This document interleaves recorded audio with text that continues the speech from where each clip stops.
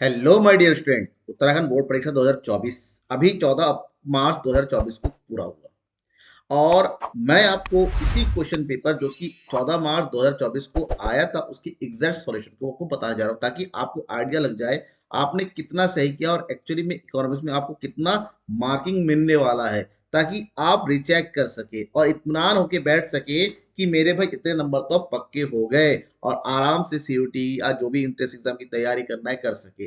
ठीक है, मैं ये जो बता रहा हूँ जो सेट उठाया हुआ पढ़ने बताने के लिए 412 आईएसआर सेट है, जिसके बारे में मैं फुल्ली एक्सप्लेन करने वाला हूँ। हर एक चीज, हर एक आंसर, क्या लिखना है, कितना लिखना है, कैसे लिखना है। तो शुरुआत करेंगे, नहीं करेंगे तो दिक्कत है, करना जरूरी है और सब्सक्राइब नहीं किया है तो भी कर लीजिएगा मेरे चैनल को। तो बात करेंगे खंड अ से वेस्टर्न अर्थशास्त्र का है, जहां पर पहला क्वेश्चन है एमसीक्यूज का और आपसे पूछा जाता है 5 एमसीक्यूज। पहला एमसीक्यूज था किसी वस्तु की मानवीय आवश्यकता के संतुष्ट करने की क्षमता को क्या कहते हैं, और आपका राइट आंसर होना चाहिए था उपयोगिता, ऑप्शन नंबर 3। ओके, चेक करना शुरू कर दीजिए आपने क्या किया है।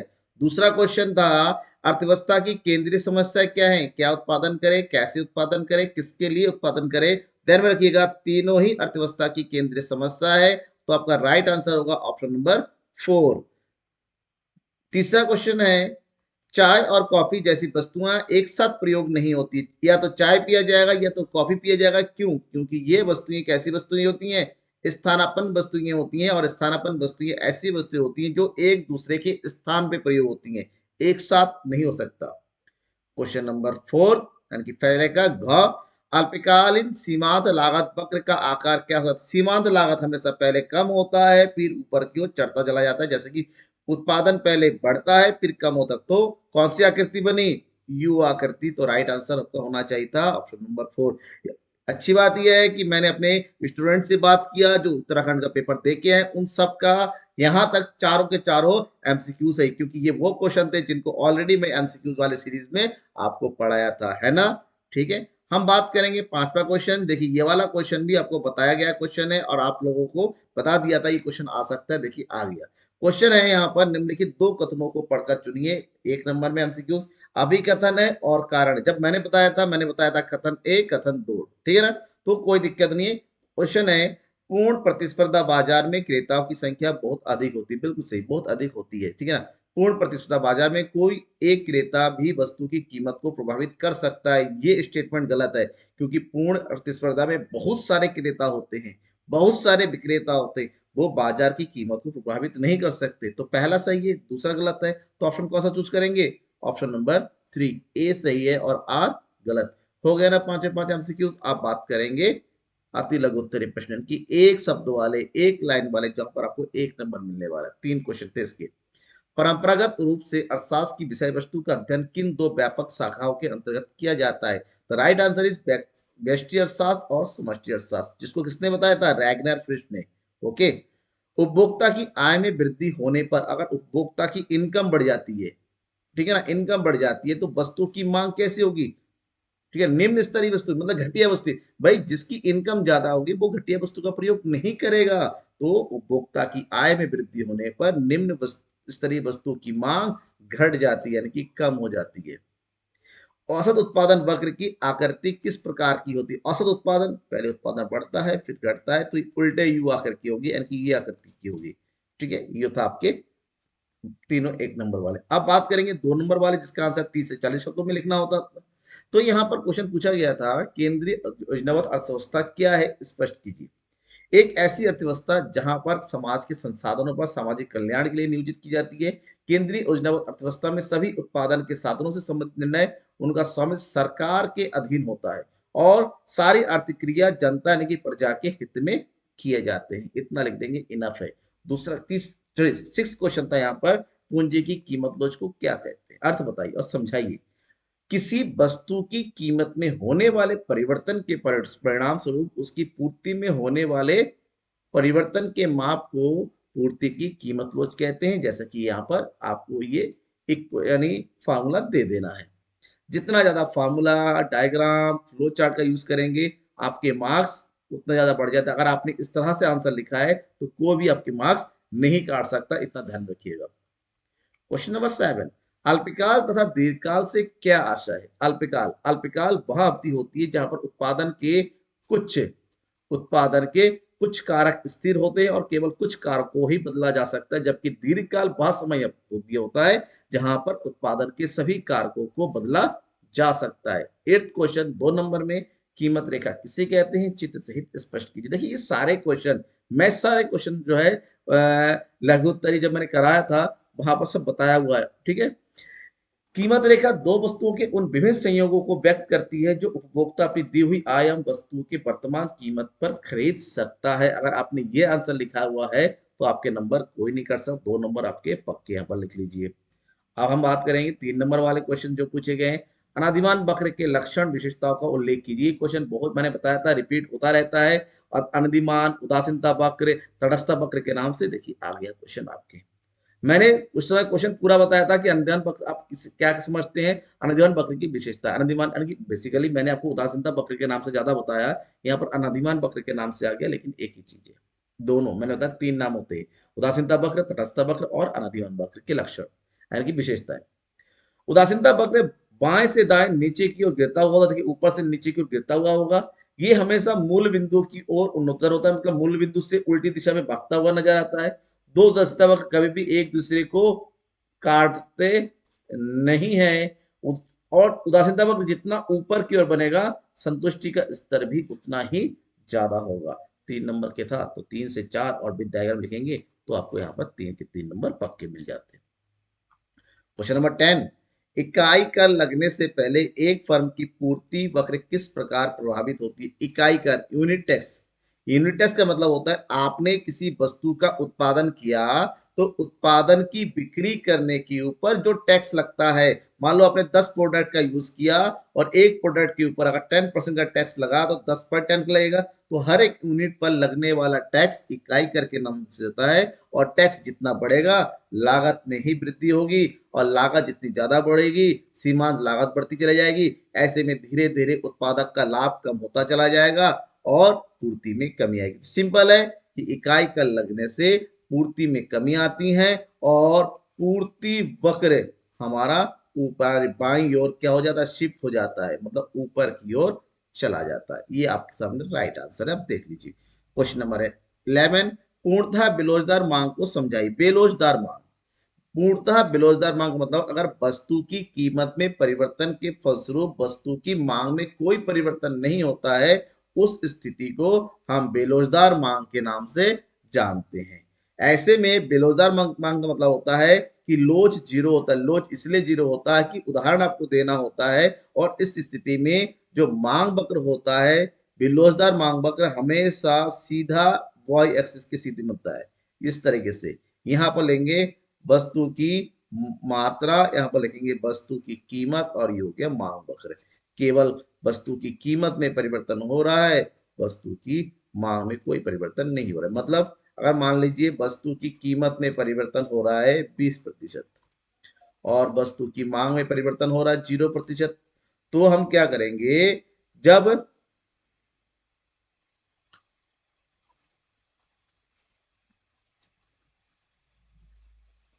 वस्तु की मांग में कोई परिवर्तन, फार्मूला क्या होता है? ईडी इक्वल टू होता है डेल्टा पी प्रतिशत में, और सॉरी डेल्टा क्यू प्रतिशत में बटे डेल्टा पी। इसका मतलब ये हो गया 0 को 20 से भाग कर देंगे, 0 आएगा। यहाँ पर बेरोजगार मांग हमेशा 0 आता है, राइट। इतना पूरा एग्जाम्पल करेंगे, नंबर मिलेगा। ज्यादा लिखना नहीं है, एग्जाम्पल जरूर देना है। तो क्वेश्चन है बजट सेट में बदलाव से आप क्या समझते हैं? बजट सेट मतलब बजट रेखा, ये बजट रेखा जो बनता है तो ये बदलाव। तो यहाँ पर बजट रेखा में बदलाव दो कारण हो सकता है, उपभोक्ता की आय में परिवर्तन और उपभोक्ता की कीमत में परिवर्तन। फिर डायग्राम बताएंगे तो पूरे नंबर मिलेगा आपको। ये ऑप्शनल था, या तो पहला वाला करना था या दूसरा वाला, दोनों में फिलहाल बता दे रहा हूं, आपने जो कुछ भी किया हो। उपभोक्ता की आय में परिवर्तन, उपभोक्ता की आय में परिवर्तन होने की स्थिति में मान लीजिए ये है आपका पहला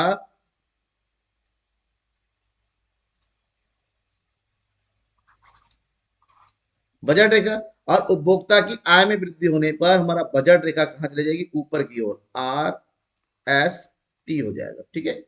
तो दूसरा है वस्तु की कीमतें में, वस्तु की कीमतें में परिवर्तन होने पर अगर मान लेते हैं उपभोक्ता की आय में कोई परिवर्तन नहीं हो रहा है, तो ऐसे में अगर वस्तु की कीमतों में परिवर्तन हो रहा है तो क्या होगा? होगा ये कि वस्तु की कीमत में दो प्रकार से परिवर्तन हो सकता है, कि दोनों वस्तु की कीमतों में परिवर्तन हो। अगर दोनों वस्तु की कीमतों में परिवर्तन हो रहा है, हम मानते हैं दोनों वस्तु की कीमतों में कमी हो रही है, तो ऐसे मांग हमारा बढ़ के ऊपर की हो जाएगा वस्तु की कीमत में कम होने पर। ठीक है ना, बजट है ऊपर। लेकिन अगर वस्तु एक्स की कीमत में परिवर्तन हो और वस्तु एक्स यहाँ पर y यहाँ पर है, तो वस्तु एक्स की कीमत में कमी होने पर वस्तु एक्स की मात्रा में परिवर्तन होगा, यानी कि बजट रेखा जो यहाँ था वो बढ़ के यहाँ हो जाएगा। ठीक है ना, तो ध्यान में रखना इस स्थिति को। तो मांग वक्र में शिफ्ट को रेखा चित्र के द्वारा समझाइए। मांग वक्र में शिफ्ट 5 नंबर में क्वेश्चन पूछा गया।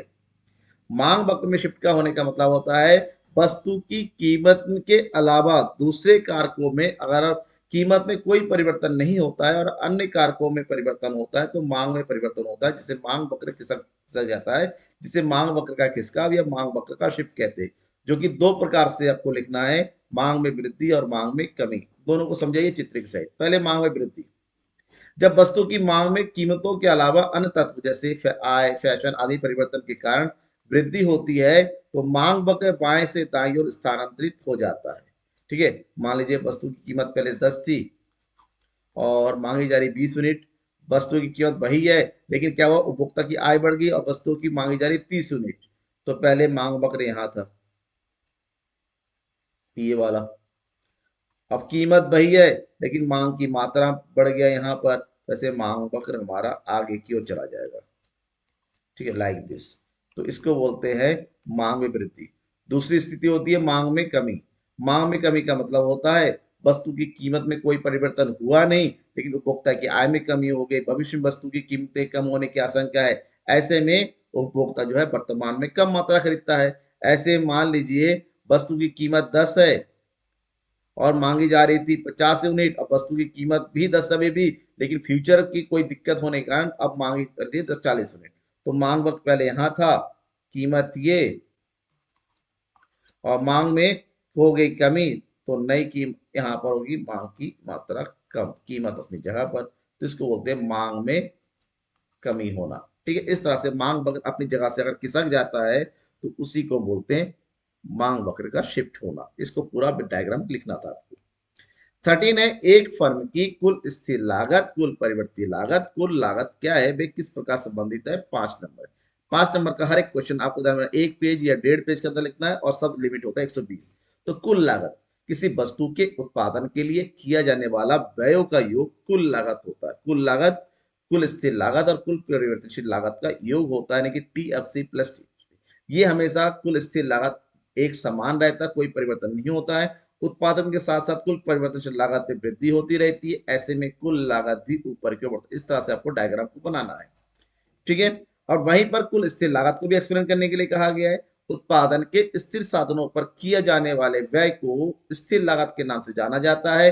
उत्पादन घटे या बढ़े, ठीक है, स्थिर लागत एक समान बना रहता है, तो इसलिए स्थिर लागत हमेशा एक्स एक्सिस के समानांतर होता है। वहीं पर कुल परिवर्तनशील लागत वह लागत होता है जो उत्पादन के घटते बढ़ते साधनों के कारण खर्च करनी पड़ती है। उत्पादन के साधन बढ़ेंगे तो लागत बढ़ेगी, उत्पादन के साधन कम हो जाएंगे, उत्पादन की मात्रा कम हो जाएगी तो परिवर्तनशील लागत में भी कमी आएगी। ऐसे में ये जीरो से शुरू होकर जैसे उत्पादन वृद्धि लागत में भी वृद्धि होती चली जाती है। ठीक है, या फिर यहीं पर आपको ऑप्शनल क्वेश्चन मिला था, पूर्ति को निर्धारित करने वाले प्रमुख तत्व।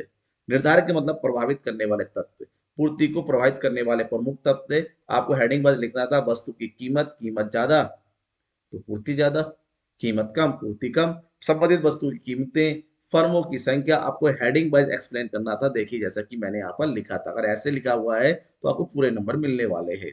बेझिझक उत्पादन साधनों की कीमत, तकनीकी पर स्तर। 5 नंबर का क्वेश्चन है, कम से कम आपको 6 पॉइंट तो लिखने ही थे, 5 या फिर 6।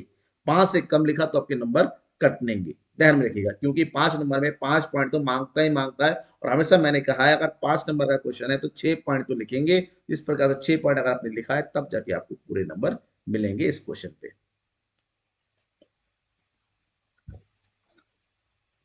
व्यष्टि अर्थशास्त्र में लास्ट क्वेश्चन पूछा गया था, उच्चतम निर्धारित कीमत से क्या अभिप्राय है, बाजार संतुलन पर उच्चतम निर्धारित कीमत के प्रभावों को उदाहरण द्वारा समझाइए। देखिए उच्चतम कीमत, जैसे आपने कोई वस्तु पर देखा लिखा था MRP, मैक्सिमम रिटेल प्राइस, उच्चतम निर्धारित कीमत सरकार द्वारा किसी वस्तु और सेवा की वह कीमत होती है जिससे अधिक कीमत पर किसी वस्तु को नहीं बेचा जा सकता, मतलब मैक्सिमम प्राइस तय कर दिया जाता है। एमआरपी, जैसे ये है आपका ईयरबड, इसके ऊपर लिखा जाता है एमआरपी 2200-2300, मतलब कोई भी दुकानदार जो उस बॉक्स के ऊपर एमआरपी लिखा हुआ उससे ज्यादा नहीं बेच सकता, भले ही कम में बेच दे, जिससे उपभोक्ताओं की हितों की रक्षा हो सके। मतलब उपभोक्ताओं के संरक्षण के लिए, उनके हितों की रक्षा के लिए सरकार द्वारा वस्तु और सेवाओं के उच्चतम मूल्य का निर्धारण ही उस वस्तु सेवा की उच्चतम निर्धारित कीमत कहलाती है। सरकार ये कदम उपभोक्ताओं के हितों के कारण उठाती है ताकि उत्पादकर्ता या सेवा प्रदाता मनमानी नहीं कर सके और उपभोक्ता को उचित मूल्य मिल सके। अब बात करेंगे बाजार संतुलन में क्या प्रभाव पड़ता है। मतलब क्या होता है, आपको पूरा लिखना है स्टेटमेंट, जैसे कि मैंने बता रहा हूं, मूल्य सीमा का उद्देश्य अधिक आवश्यक वस्तुओं और सेवाओं को सुनिश्चित करना होता है, लेकिन कभी कभी उन वस्तुओं का कम पहुंच योग बनाने का उल्टा प्रभाव भी पड़ सकता है। इसलिए सरकार द्वारा लागू कीमत आपूर्ति मांग बाजार शक्तियों द्वारा, यहाँ पर सरकार ने जो कीमत तय की, बाजार की शक्तियों का उस पर कोई विशेष प्रभाव नहीं होता है, ध्यान रखिएगा यहाँ पर। जैसे नगर पालिका सरकारें ऐसी नीतियां लागू करती है जो आवास को अधिक किफायती बनाए रखने के लिए किराए की कीमतों में वृद्धि को सीमित कर देती है। मतलब आवास में कमी होने पर मकान मालिक किराया नहीं बढ़ा सकते। अगर मान लीजिए एक किराया तय कर दिया गया नगर पालिका से कि एक कमरे का किराया 1500 रुपए से ज्यादा नहीं लिखा जा सकता, और किराएदार बहुत ज्यादा आने लगे, लेकिन मकान तो नहीं बढ़ सकता, ऐसे में 1500 से ज्यादा कीमत बढ़ेगी भी नहीं, और डेवलपर्स हो सकते हैं आपको नुकसान हो जाए या हो सकता है।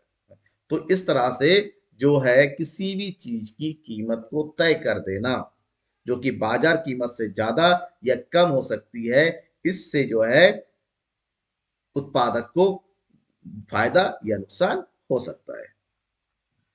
अब हम बात करेंगे सेकंड समष्टि अर्थशास्त्र में। यहाँ पर ही 15 वाला नंबर जो है 5 एमसीक्यूज था।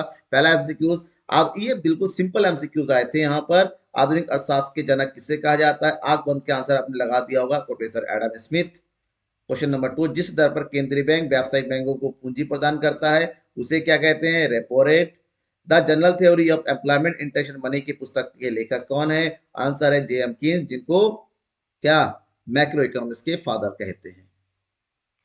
क्वेश्चन नंबर 4, निम्न में से कौन भुगतान संतुलन की पूंजी खाते के घटक नहीं है? पूंजी खाते जो दीर्घकाल से संबंधित है, निवेश है, विदेशी ऋण भी है, विदेशी सहायता है, ये पूंजी खाते मध्य है। तो बचा कौन? वस्तुओं में व्यापार। तो हमें ये टिक करना है क्योंकि ये पूंजी खाते का नहीं, ये चालू खाते का घटक है। क्वेश्चन नंबर जो पूछा गया था आपको 1 नंबर में, निम्नलिखित दोनों कथनों को पढ़कर सही विकल्प का चुनाव दीजिए। माल सूची में परिवर्तन को माल सूची निवेश कहते हैं, बिल्कुल सही। माल सूची का मतलब होता है आपके स्टॉक आप बढ़ा रहे हैं, उसमें जो पैसा लगा रहे हैं, दैट इज स्टॉक में जो पैसा लगाते हैं उसको निवेश बोलेंगे। और माल सूची निवेश नियोजित भी हो सकता है, अनियोजित भी हो सकता है। ऐसे में ये दोनों ही कथन सही है, तो आपको राइट करना है। ए और डी दोनों सही है, आर ए की सही व्याख्या है, तो राइट आंसर होगा ऑप्शन नंबर ए। अगर ए सही किया आपने, बिल्कुल सही है। उसका 16 नंबर है। 1 नंबर में एक शब्द या एक वाक्य में आंसर देना होता है। मुद्रा के माध्यम से बिना वस्तुओं के विनिमय को क्या कहते हैं? तो मुद्रा के माध्यम के बिना वस्तुओं के विनिमय को वस्तु विनिमय प्रणाली के नाम से जाना जाता है। क्वेश्चन नंबर 17, सीमित उपभोग प्रवृत्ति का अधिकतम मान क्या हो सकता है? तो राइट है, अगर सीमांत उपभोग प्रवृत्ति की बात करते हैं, ये मैक्सिमम 1 हो सकता है, 1 से ज्यादा नहीं हो सकता है। जीएसटी का पूरा नाम लिखिए। जीएसटी का पूरा नाम है वस्तु एवं सेवा कर, और इंग्लिश में बोलते हैं goods and service tax. Okay. Question number 19, कागजी मुद्रा के लाभ। कागजी मुद्रा मतलब जितने भी आपके पास नोट है, इस नोटों को छापने का क्या फायदा है? तो इसके बहुत सारे फायदा है। नंबर 1, ये मुद्रा बहुत हल्की होती है, ये चलन में बहुमूल्य धातुओं की बचत कराती हैं, इसमें लोचता पाई जाती है, समय के अनुसार इसको कमी या ज्यादा किया जा सकता है। चलन मुद्रा धातु के सिक्के चलन में नहीं होते तब इसको किया, और सबसे इंपॉर्टेंट ये गिनने में, रखने में, परखने में बहुत ही ज्यादा फायदेमंद है। क्वेश्चन नंबर 20 2 नंबर में पूछा गया है, विनियोग गुणक से आप क्या समझते हैं? मैंने पहले ही बोल दिया था, विनियोग गुणक एक ऐसा क्वेश्चन है जो शॉर्ट में, लॉन्ग में हर साल पूछा जाता है। देखिए आया हुआ है इस साल भी। विनियोग गुणक यानी कि निवेश गुणक के कहते हैं शॉर्टकट में इसको। तो कीन्स के अनुसार किसी भी अर्थव्यवस्था में जब भी निवेश किया जाता है तो उसकी आय में कई गुना अधिक वृद्धि होती है, उसे ही निवेश गुणक के नाम से जाना जाता है, जहां पर निवेश गुणक का फॉर्मूला है कि अर्थव्यवस्था में किए गए निवेश की तुलना में उसके आय में होने वाला परिवर्तन, that is K equal to delta Y upon delta I. Question number 21, सीमांत बचत प्रवृत्ति एमपीसी का क्या अर्थ है? सीमांत बचत प्रवृत्ति का मतलब होता है बचत में होने वाले परिवर्तन और आय में होने वाले परिवर्तन के बीच के अनुपातिक संबंध। मतलब किसी भी अर्थव्यवस्था की इनकम वॉय जो 1000 से अगर 2000 हो जाती है तो और बचत अगर 300 से बढ़ के 500 हो जाती है, तो ऐसे में डेल्टा वाई कितना आया? 1000। और डेल्टा एस कितना आया? 200। यानी कि सीमांत बचत प्रवृत्ति कितना आया? 200 बटे 1000 यानी कि 0.2। कहने का मतलब होता है जितना आय बढ़ रहा है उसका 20% ही बचत किया जा रहा है, बाकी खर्च कर दिया जा रहा है। ठीक है। क्वेश्चन नंबर सेकंड था व्यापार संतुलन अदायगी संतुलन में क्या अंतर है? अंतर को आप जो है कॉलम बना के इस तरह से भी लिख सकते हैं, या भी अंतर को जैसे मैंने बताया क्योंकि 2 नंबर में है तो बहुत बड़ा नहीं लिखना है तो नॉर्मली आप ऐसे भी लिख सकते हैं। तो व्यापार संतुलन और भुगतान संतुलन के बीच में प्रमुख अंतर बताना है। सबसे पहले अर्थ बताइए। व्यापार संतुलन जिसके अंतर्गत देश के केवल और केवल माल यानी कि दृष्टिगत वस्तुओं के आयात निर्यात को शामिल किया जाता है, जबकि बैलेंस ऑफ पेमेंट अदायगी संतुलन जिसको भुगतान संतुलन भी कहते हैं उसके अंतर्गत सभी प्रकार के आर्थिक लेनों को शामिल किया जाता है। अभिलेख बीपीओ और बीटीओ बीओटी एक बड़ा अंतर यह है कि रिकॉर्ड का व्यापार संतुलन केवल भौतिक वस्तुओं का रिकॉर्ड रखता है, जबकि भुगतान संतुलन के अंदर भौतिक अभौतिक पूंजीगत एक पक्षीय सभी प्रकार की वस्तुओं का लेखा जोखा रखा जाता है। राइट। क्वेश्चन नंबर 23, स्टॉक और प्रवाह की संकल्पना को स्पष्ट कीजिए। 3 नंबर का है तो 3 पॉइंट तो आपको कम से कम लिखना ही है। स्टॉक क्या है, प्रवाह क्या है? सबसे पहले अर्थ। स्टॉक का अर्थ किसी एक विशेष समय बिंदु पर मापी जाने वाली आर्थिक चर की मात्रा है, जबकि प्रवाह क्या है? वह आर्थिक चर की मात्रा है जिसे एक किसी समय अवधि के दौरान मापा जा सकता है। जबकि दूसरा पॉइंट है स्टॉक का कोई परिमाप नहीं होता है, समय परिमाप नहीं होता है, किसी भी समय बिंदु पर मापा जा सकता है, जबकि प्रवाह का समय परिमाप होता है, जैसे प्रतिदिन, प्रति घंटा, प्रति मास और प्रति वर्ष आदि। स्टॉक के उदाहरण दे दीजिए, जैसे मुद्रा का माप, धन, गोदाम, पैसे में रखा, जेब में रखा पैसा, टंकी में रखा पानी, बाल्टी में रखा पानी, ये सब जो रुका हुआ हो। ठीक है, एक निश्चित समय के लिए। प्रवाह जो बहता रहे, चलता रहे, जो निरंतर गति से होता रहे, जैसे उपभोग होता, निवेश होता, आय है, नदी का जल होता, टंकी में गिरता हुआ पानी ये बह रहा है, ये समय बिंदु तक चलता रहता है, इसको प्रवाह के नाम से जानते हैं। क्वेश्चन नंबर 24, व्यावसायिक बैंकों के कार्य का उल्लेख कीजिए कि क्वेश्चन में कहीं ये नहीं लिखा गया कौन से कार्य। तो 3 नंबर में है तो 3 नंबर के हिसाब से तो व्यावसायिक बैंकों के प्राथमिक कार्य को ही लिख दीजिए।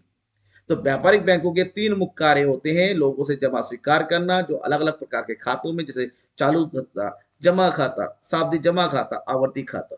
ऋण देना, व्यापारिक बैंक अपने ग्राहकों के मांगने पर, उनकी आवश्यकता पर उन्हें ऋण देती है। ऋण भी कई प्रकार का होता है, नकद, साख, अधिविकास ऋण, अग्रिम, जिसमें कार लोन, ये लोन, वो लोन, तमाम तरीके के होते हैं। साख निर्माण, व्यापारिक बैंक आधुनिक समय में लोगों की जमा राशि का से साख के निर्माण करने का भी कार्य करती है। व्यावसायिक बैंकों के प्रमुख कार्य है। समझ आ गया ना? क्वेश्चन नंबर 25, स्थिर विनिमय दर से आप क्या समझते हैं? इस प्रणाली के क्या गुण क्या दोष है? मतलब आपको स्थिर विनिमय दर लिखना है तो 1 नंबर, गुण लिखना है तो 1 नंबर, दोष लिखने हैं तो 1 नंबर, यानी कि तीनों चीजों को एक एक नंबर में बांट दिया गया। तो जितना छोटा मैंने थोड़ा सा बड़ा लिखा ताकि आपको आइडिया लग जाए क्या लिखना था। सबसे पहले स्थिर विनिमय दर का अर्थ बता दी। स्थिर विनिमय दर वह दर होता है जिसका निर्धारण देश की सरकार के द्वारा किया जाता है। किसके द्वारा किया जाता है? सरकार के द्वारा। इसके गुण है, इससे अंतर्राष्ट्रीय व्यापार में वृद्धि होती है, विदेशी पूंजी को प्रोत्साहन मिलता है, पूंजी निर्माण में वृद्धि होती है और आर्थिक नियोजन में सहायता मिलती है। जबकि इसके दोष है, इससे राष्ट्रीय हितों की अवहेलना होती है, क्योंकि अगर हमारे देश का स्तर बढ़ रहा है तो स्थिर होने के कारण हम मुद्रा में भी वृद्धि नहीं कर सकते। अन्य क्षेत्रों में नियंत्रण हो जाता है, विनिमय दर में अधिक उच्चावचन बना रहता है। राइट। इसके अलावा इसमें ऑप्शनल क्वेश्चन था दूसरा कि नम्न यानी कि लोचपूर्ण या तैरती, इसको कुछ भी कह लिया आप, लोचपूर्ण, परिवर्तनशील, नम्य, तैरती, कई कई नाम है, यानी कि परिवर्तनशील। फ्लैक्चुएट, विनिमय दर का निर्धारण कैसे होता है? तो आपको क्या लिखना है? जिस प्रकार वस्तु की कीमत बाजार में मांग और पूर्ति की शक्तियों द्वारा होती है, ठीक उसी प्रकार से विनिमय दर भी विदेशी विनिमय बाजार में विदेशी विनिमय की मांग और विदेशी विनिमय की पूर्ति के द्वारा की जाती है। जब विदेशी विनिमय का भुगतान किया जाता है तो विदेशी विनिमय की मांग होती है, और जब विदेशी प्राप्त होती है तो उसको पूर्ति होती है। यानी कि एक ऐसा दर जहां पर विदेशी विनिमय की मांग और विदेशी विनिमय की पूर्ति आपस में इस बिंदु पर बराबर होता है तो उसी बिंदु पर निर्धारित दर को विदेशी विनिमय दर के नाम से जाना जाता है। उस दर पर जितनी मात्रा का व्यापार होता है उसे विदेशी विनिमय की मात्रा के नाम से जाना जाता है। Okay, question number 26 5 number question है। 5 नंबर के 3 क्वेश्चन थे, ठीक है ना, तीनों सिंपल सिंपल क्वेश्चन थे। राष्ट्रीय आय की गणना करने की किन्हीं दो विधियों का सबसे आपको पता होना चाहिए कि जिस दिन आपका पेपर था एक दिन पहले मैंने लाइव क्लास में कुछ बहुत सारे इंपॉर्टेंट क्वेश्चन बताया था, जहां पर ये क्वेश्चन इंपॉर्टेंटली बताया गया था कि आने वाला है 100% गारंटी आएगा ही आएगा राष्ट्रीय आय गणना करने की विधियां। देखिए मैंने 3 विधियों के बारे में बताया, मूल्यह्रास विधि के बारे में अलग से बताया था, आय विधि के बारे में अलग से बताया था, व्यय विधि के बारे में अलग से बताया था। यहाँ पर 2 विधियों, तो किसी भी 2 विधि के बारे में आपको लिखना था, चाहे आय लिखिए, व्यय लिखिए, उत्पाद लिखिए, आय, किसी भी 2 विधियों के बारे में लिखेंगे तो आपका नंबर। तो मैंने यहाँ पर 2 विधियों के बारे में बताया, उत्पाद विधि और आय विधि के बारे में। सबसे पहले राष्ट्रीय आय का अर्थ होता है, ये राष्ट्रीय आय एक वर्ष के दौरान आर्थिक क्रियाओं के परिणामस्वरूप उस देश में उत्पादित अंतिम वस्तु और सेवाओं के मौद्रिक मूल्य के योग को बोलते हैं। तो इसकी मापने के लिए 2 विधियां, यानी कि उत्पाद विधि जिसको मूल्य वृद्धि भी कहते हैं, बाकी डिटेल तो आपको पता ही होगा, आपने जो लिखा है। उत्पाद विधि मतलब किसी भी देश में अंतिम वस्तुओं की और सेवाओं के उत्पादन के मूल्य को जोड़ा जाता है, जहां पर राष्ट्रीय की गणना करने के लिए इस विधि का प्रयोग किया जाता है। बिक्री, स्टॉक में परिवर्तन, मूल्यह्रास माइनस कर देंगे, शुद्ध अप्रत्यक्ष कर को माइनस कर दिया जाता है, विदेशी संसाधनों को जोड़ा जाता है।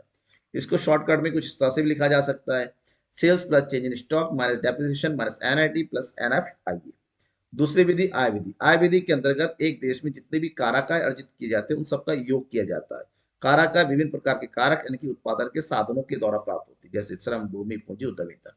श्रम को मिलता है मजदूरी, जो पूंजी को मिलता है ब्याज, जमीन को प्रतिफल स्वरूप किराया, और उद्यमिता को मिलता है लाभ। इसके अलावा जो दूसरे स्वरोजगारी है उनके आयों को हम क्या बोलते हैं, मिश्रित आय के अंतर्गत रखा जाता है। ऐसे में सभी प्रकार की आयों को जोड़ेंगे, जिसमें से विदेशी संसाधन को जोड़ देंगे, तब हमें राष्ट्रीय आय की प्राप्ति होती। तो इन 2 विधियों को आपको एक्सप्लेन करना था, आपको पूरे नंबर मिले। क्वेश्चन नंबर 27, पूर्ण रोजगार की अवधारणा को समझाइए। रोजगार, पूर्ण रोजगार एक ऐसी स्थिति होती है जहां पर जितने लोग काम करने के लिए खड़े हैं, कुशल है, योग है, काम करने के लिए इच्छुक है, सबको कार्य मिल जाता है, तो उसके पूर्ण रोजगार की स्थिति बोलते हैं। ठीक है, पूर्ण रोजगार की स्थिति में कोई भी अनैच्छिक बेरोजगारी नहीं होती है, केवल ऐच्छिक बेरोजगारी पाई जाती है। ध्यान में रखिएगा, एक अर्थव्यवस्था में ये प्रोफेसर कीन्स का कॉन्सेप्ट था कि जब भूमि, श्रम, पूंजी आदि सभी संसाधनों को पूरी तरीके से नियोजित कर लिया जाता है और श्रम बाजार में सभी प्रकार के व्यक्ति जो कार्य करना चाहते हैं प्रचलित मजदूरी दर पर नौकरी कर लेते हैं, उसे पूर्ण रोजगार के नाम से जानते हैं। आपको डिटेल्स लिखना कि 5 नंबर है। साथ ही ये बताना है कि पूर्ण रोजगार स्तर का निर्धारण आखिर होता क्या है। प्रोफेसर कीन्स के अनुसार अर्थव्यवस्था की एक ऐसा बिंदु जब अर्थव्यवस्था में श्रम की मांग और श्रम की पूर्ति दोनों आपस में बराबर हो जाती है, जिस मजदूरी दर पर यह बराबर होता है उसी को जो है हम क्या बोलते हैं, पूर्ण रोजगार का स्तर। इसके लिए डायग्राम कुछ इस तरह से बनाना था आपको। ये हो गया सामूहिक पूर्ति, ये हो गया सामूहिक मांग, एड ई, और इस दोनों आपस में बराबर होते हैं। इस बिंदु पर जो भी आय निर्धारित होती है, जो भी दर निर्धारित होती है, जो भी है उसी को हम बोलते हैं पूर्ण रोजगार का स्तर। ओके, समझ में आ गया।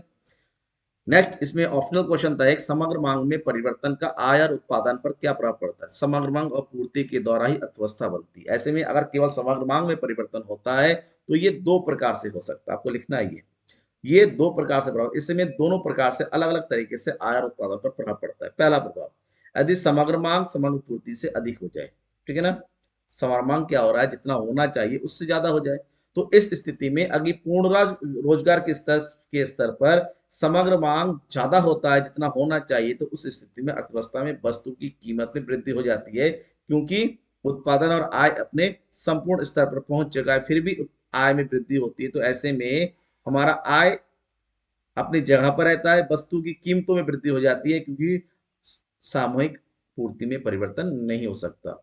वहीं पर दूसरी स्थिति है, यदि समग्र मांग समग्र पूर्ति से कम हो, मतलब जितनी हमारी पूर्ति होनी चाहिए, 100 लोग काम करने के लिए खड़े हैं, ठीक है, ये है पूर्ति, और वहीं पर अगर इसकी मांग केवल 80 लोगों की है तो 20 लोगों को काम नहीं मिल रहा है, 20 उत्पादन की प्रोडक्ट बिक नहीं रहा है, तो इसको हम बोलते हैं अभावी मांग या फिर न्यून मांग। क्यों? क्योंकि मांग का स्तर जितना होना चाहिए उससे कम बनता है, तो दोनों के बीच में जो कम होता है उसी को बोलते हैं न्यून मांग, अभावी मांग, और इससे जनरेट होता है अपस्फीति का अंतराल। इस स्थिति में अर्थव्यवस्था में कीमत स्तर में तो कमी होती ही होती है, साथ है उत्पादन और रोजगार में भी कमी होने लगती है और देश में बेरोजगारी का स्तर बढ़ने लगता है। लास्ट क्वेश्चन था केस स्टडी। केस स्टडी बिल्कुल सिंपल केस स्टडी था, जहां पर बजट 2023-24 के बारे में थोड़ा सा डेटा दे रखा था, और मैं बताऊं सारे आंसर जो इसके नीचे क्वेश्चन पूछे गए इसी इसमें पूछा, अलग से कुछ लिखना ही नहीं था। क्या था यहाँ पर, राजकोषीय घाटा प्रतिकूल राजकोषीय शेष है जो राजस्व प्राप्तियों से पूंजीगत ग्रामी, पूरा इस तरह से पढ़ेंगे, पढ़ते पढ़ते नीचे आएंगे और क्वेश्चन दे रखा है पहला, किस अंतर को राजकोषीय घाटा कहा जाता है। अब आएंगे ऊपर, देखिए लिखा हुआ है राजकोषीय घाटा सरकार की कुल, ये क्या लिखा हुआ है, राजस्व प्राप्तियों से पूंजीगत राजकोषीय घाटा जो राजस्व प्राप्तियों से पूंजीगत प्राप्तियों ऋण प्रबंधन को जोड़ के बीच अंतर, इतना लिख देंगे। आपको यहाँ पर उठा के कॉपी करके यहाँ पेस्ट करना है। राजस्व प्राप्तियों से ऋण भिन्न पूंजीगत प्राप्तियों तथा ऋण भिन्न प्राप्तियों के जोड़ और व्यय के अंतर के बीच अंतर को राजकोषीय घाटा कहा जाता है। दूसरा क्वेश्चन है प्रभावी पूंजीगत व्यय का अर्थ क्या है। इसका आंसर भी यहाँ पर दे रखा है, प्रभावी पूंजीगत व्यय, देखिए ये दे रखा है, प्रभावी राजस्व घाटा राजस्व घाटे और पूंजीगत प्राप्ति के सृजन तो अनुदान के बीच का अंतर को प्रभावी राजस्व घाटे के नाम से जाना जाता है, यही पूछा गया था। और प्राथमिक घाटा, ब्याज अदायगियों की जोड़ने से क्या प्राप्त होता है, अगर प्राथमिक घाटे में ब्याज अदायगी को जोड़ दिया जाता है तो ये राजस्व घाटा बनता है। और लास्ट क्वेश्चन था वित्तीय वर्ष 2021-22 का कुल वास्तविक व्यय कितना होगा। आप देखिए थोड़ा सा यहाँ पर आके लिखा हुआ है, देखिए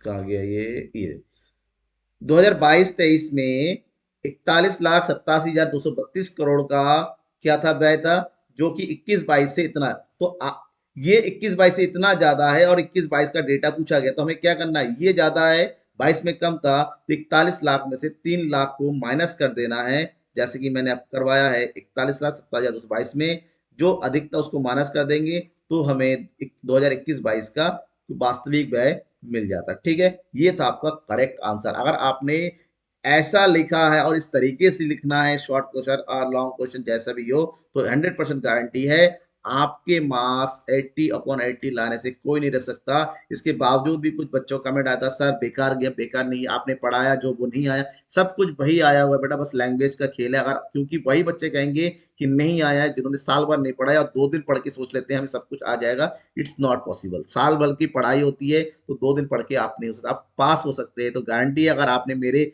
पिछले एक हफ्ते के सारे वीडियोस अटेंड किए हैं, सारे लेक्चर अटेंड किए हैं, तो आप 100% है, अगर लिख के आए हैं तो आप पास है। बिल्कुल बेझिझक आप दोस्तों के भी शेयर करो, अपने दोस्तों में ज्यादा से ज्यादा इस वीडियो को, ताकि वो लोग भी चेक कर सके क्या किया है और क्या करना चाहिए था। Thank you and bye.